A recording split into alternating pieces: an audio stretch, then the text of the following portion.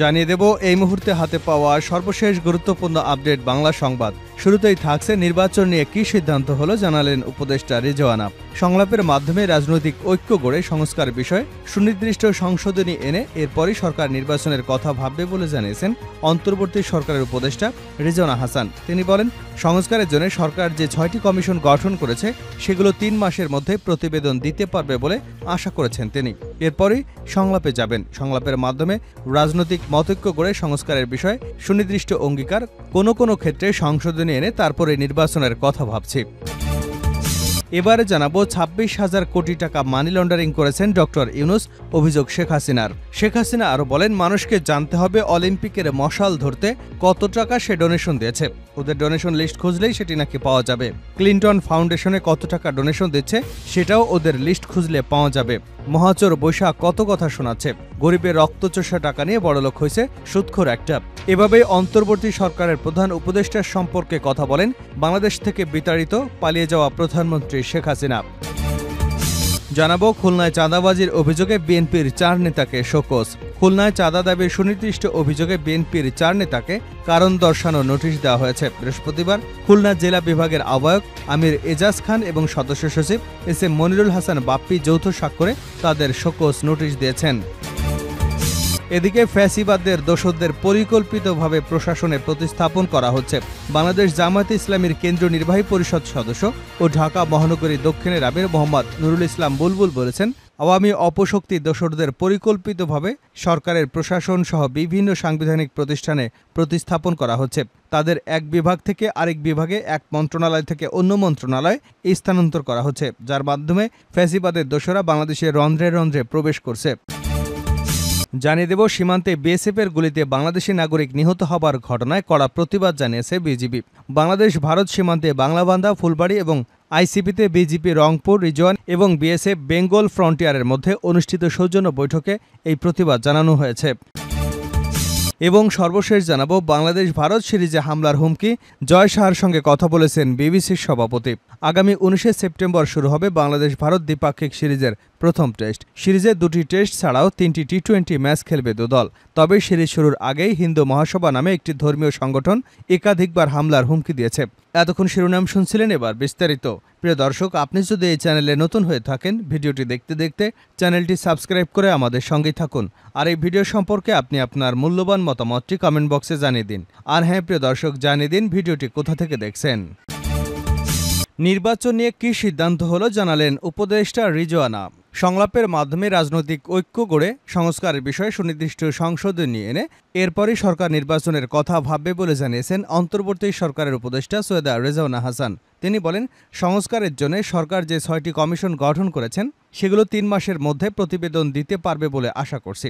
এক পর্যায়ে আমরা সংলাপে যাব। সংলাপের মাধ্যমে রাজনৈতিক মতৈক্য গড়ে সংস্কারের বিষয়ে সুনির্দিষ্ট অঙ্গীকার, আমরা নির্বাচনের কথা ভাবছি।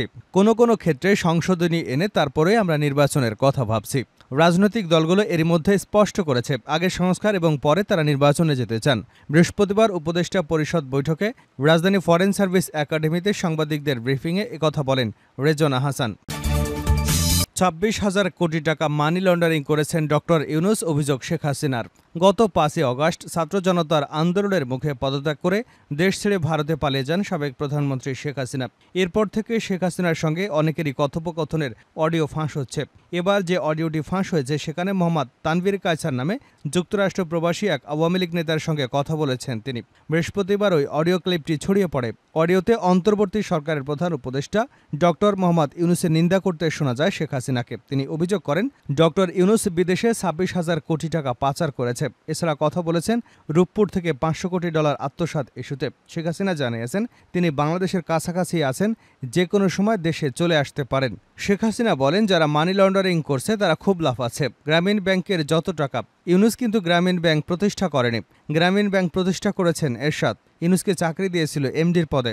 এমডি পদে থেকে গ্রামীণ ব্যাংকের 26,000 কোটি টাকা সে মানি লন্ডারিং করে বিদেশে নিয়ে গেছে। 26,000 কোটি টাকা, যা দিয়ে বিদেশে সে সোশ্যাল বিজনেস করছে, অমুক তমুক যত বিজনেস। তিনি আরও বলেন, মানুষকে জানতে হবে অলিম্পিকের মশাল ধরতে কত টাকা সে ডোনেশন দিয়েছে। ওদের ডোনেশন লিস্ট খুঁজলেই পাওয়া যাবে। ক্লিনটন ফাউন্ডেশন কত টাকা ডোনেশন দিচ্ছে নোবেলের আগে সেটা ওদের লিস্ট খুঁজলে পাওয়া যাবে। মহাচোর বৈশাখ কত কথা শোনাচ্ছে। গরিবের রক্তচোষা টাকা নিয়ে বড়লোক হয়েছে সুদখোর একটা। খুলনায় চাঁদাবাজির অভিযোগে বিএনপির 4 নেতাকে শোকজ। খুলনায় চাঁদাবাজির সুনির্দিষ্ট অভিযোগে বিএনপির 4 নেতাকে কারণ দর্শানো নোটিশ দেওয়া হয়েছে। বৃহস্পতিবার খুলনা জেলা বিএনপির আহ্বায়ক আমিস এজাজ খান এবং সদস্য সচিব এস.এম. মনিরুল হাসান বাপ্পীকে যৌথ স্বাক্ষরে তাদের শোকজ নোটিশ দেওয়া হয়। এতে বলা হয়েছে, অভিযুক্তরা শেখ হাসান আল মামুন নামের জনৈক ব্যক্তিকে মারধর করে মুক্তিপণ হিসেবে 13 লাখ টাকা চাঁদা দাবি করে। 2 লাখ টাকা সোনালী ব্যাংকের মাধ্যমে এবং বাকি 11 লাখ টাকার জন্য চাপ প্রয়োগ অব্যাহত রাখে। বিষয়টি হাসান আল মামুন খুলনা জেলা বিএনপির আহ্বায়ক ও সদস্য সচিব বরাবর লিখিত অভিযোগ করেন।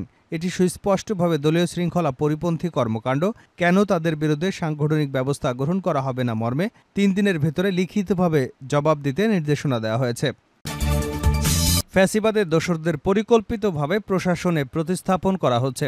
বাংলাদেশ জামায়াতে ইসলামীর কেন্দ্রীয় নির্বাহী পরিষদ সদস্য ও ঢাকা মহানগরী দক্ষিণের আমির মোহাম্মদ নুরুল ইসলাম বুলবুল বলেছেন, আওয়ামী অপশক্তি দোসরদের পরিকল্পিতভাবে সরকারের প্রশাসন সহ বিভিন্ন সাংবিধানিক প্রতিষ্ঠানে প্রতিস্থাপন করা হচ্ছে। তাদের এক বিভাগ থেকে আরেক বিভাগে, এক মন্ত্রণালয় থেকে অন্য মন্ত্রণালয়ে স্থানান্তর করা হচ্ছে, যার মাধ্যমে ফ্যাসিবাদের দোসররা বাংলাদেশের রন্ধ্রে রন্ধ্রে প্রবেশ করেছে।